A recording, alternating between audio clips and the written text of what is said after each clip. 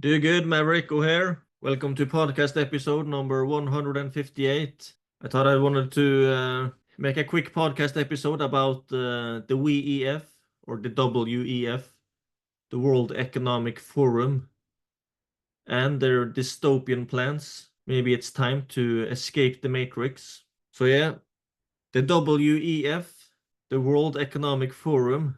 In many ways, it sounds like just some kind of wild conspiracy theory, the whole thing. In another way, it might sound like a great thing or a lot of great things that are going on if you just quickly look at it with a quick glance, without actually studying it or thinking about the consequences. Some of the things with the World Economic Forum, you will own nothing and be happy. That's one of their big phrases. But people actually reacted a lot to that phrase. So now I think they have taken it down from their website. It used to be one of the biggest titles or subtitles and very close to the top on their website. When you visited the website, it was like one of the first things you could see, or at least very close to it. It was like one of the big slogans. But then people they got a lot, they got a lot of complaints, and now I think they've taken it all down. I even heard a YouTuber claim that when it comes to the phrase "you will own not you will own nothing and be happy," they never said that. They never said it. It was one of their biggest phrases or one of their biggest slogans. So, what is the World Economic Forum? Well, it's basically it's a bit complicated, but a collection of super powerful people, both big business owners and a lot of people from the government as well, that are going together to, yeah, they have a bunch of things they want to get done in the world. But there's a lot of Marxism and communistic like tendencies in what they want to do. Globalism, yeah, there's a lot of globalist goals in the World Economic Forum. They have meetings in Davos, Switzerland, where a lot of billionaires and government people show up. I think it's one time per year, but it might be more. They want power. When it comes to billionaires, what do they want? Money, but oftentimes they also want more power.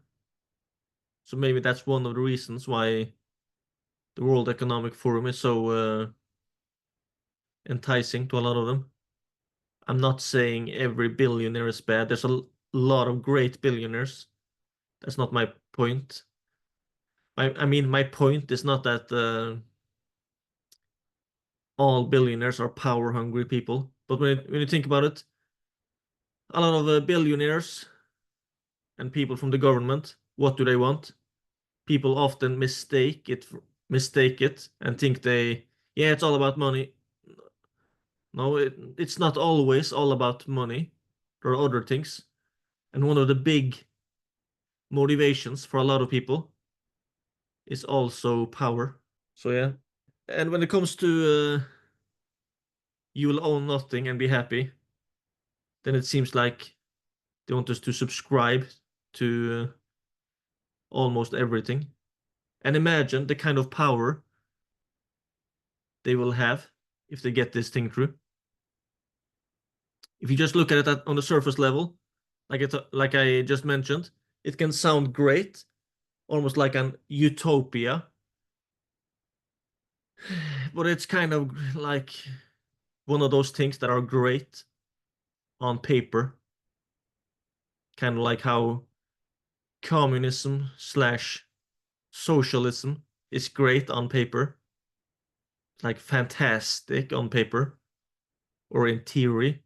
But when it's actually done in practice or tried to be done in practice, it is a massive disaster. And this World Economic Forum thing. Now, this is just a really brief explanation, but yeah, there are so many Marxist tendencies. They even mentioned Marxism themselves. On their website, it was mentioned something like, I forgot the exact phrase, but like, is Marxism needed in addition to or to replace some of capitalism in this modern day? That was not how the phrase was. I was butchering that quote, but yeah, they basically talked about maybe the need for Marxism is really here, you know. Maybe it has to be implemented. But Marxism, he was like, is one of the main origins for socialism, communism, scary stuff. If I remember correctly, the World Economic Forum a few years ago, I think it was one of those things that when it was talked about, it was usually labeled as a conspiracy theory. I think it was one of those things. Well, now it seems more like a conspiracy fact because it's pretty obvious that it is a conspiracy, people conspiring together to do a common goal. Now, a conspiracy, a cooperation doesn't have to be a bad thing. But when you see on a lot of the plans and the things that the World Economic Forum wants to do, it's dangerous stuff.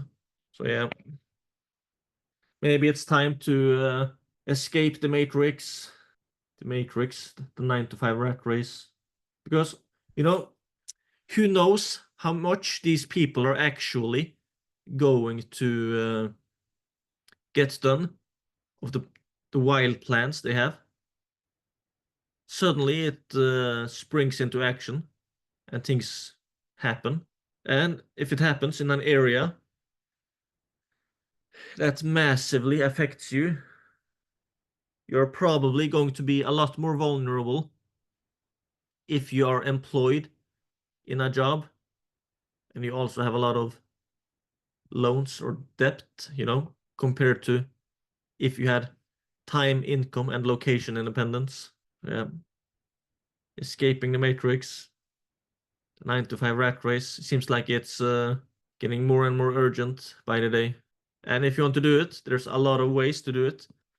I'm absolutely not an expert at it. I'm basically in the process of doing it myself. And the way I'm planning to do it is by building a paid community. But more than that, I'm also building an online education platform that also has paid community. So an online education and community platform.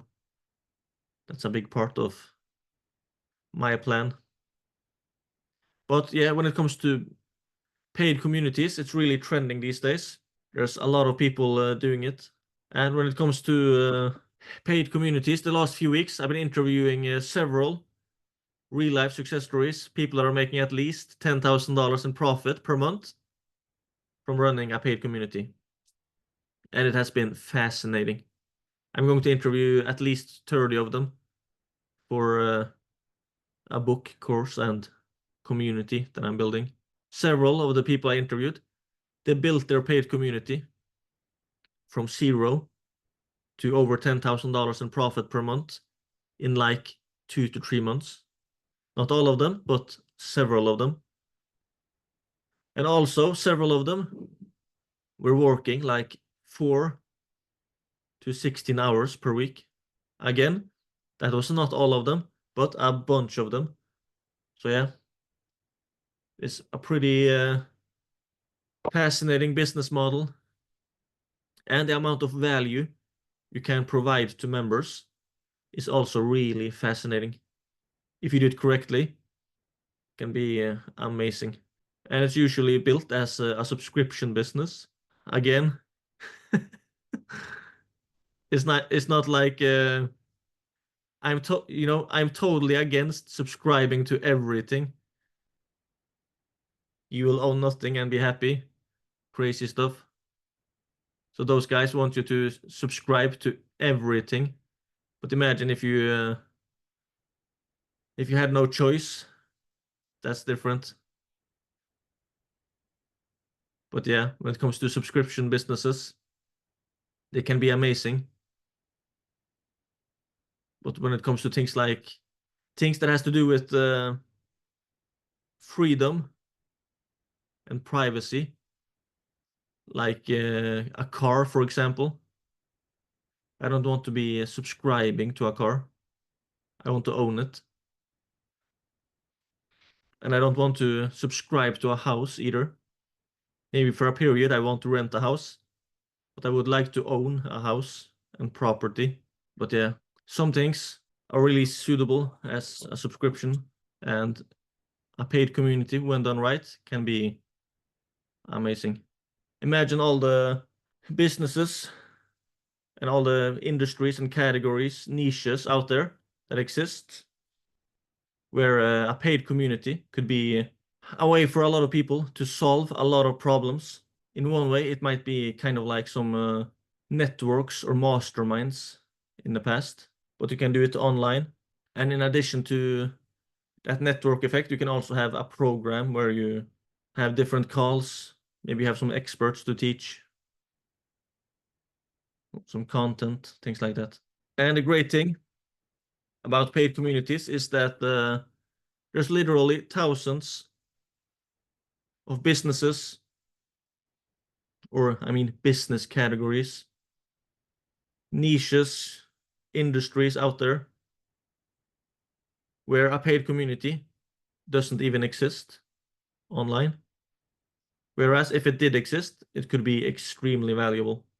A lot of communities these days are focused around teaching things. So it's kind of like a very fancy online course, or maybe like an online course but done better. And that can be amazing. But also there is also an opportunity out there when it comes to focusing on niches where that networking effect is the main thing. For example, car wash investors. Maybe you would build a paid community online only for car wash owners in America, for example, or only for car wash owners that has at least 5 locations. Then they could learn from each other. And maybe you could have some kind of limit to the geographical area so that they wouldn't be afraid of competition. That's just one example. Or other niches out there where collaborations or joint ventures, strategic alliances is often done. That might be a great idea for a paid community. There's so many options. Pretty exciting stuff. Now, again, of course, a paid community is not the only way to escape the matrix or escape the 9 to 5 rat race. But it is a fascinating one because you don't have to be an expert, you don't have to have a lot of capital. It can be launched really quickly and pretty easily. It's a subscription business, so it can generate reliable and predictable monthly income.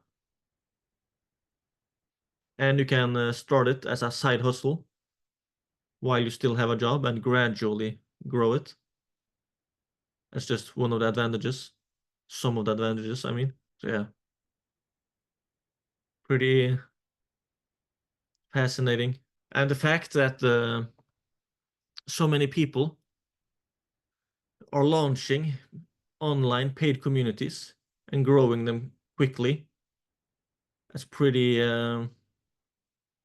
inspiring and liberating. Maybe you don't have to work until you're 67 in order to escape the 9 to 5. Maybe you can build your own online paid community. Again, there's a lot of other opportunities out there, but I think paid communities is a unique one. Anyway, if you want to learn from those real life success stories that I've interviewed, and also connect with a bunch of other people that are in the process of building their own paid community, go to communitycashcows.com. All right, take care, and God bless.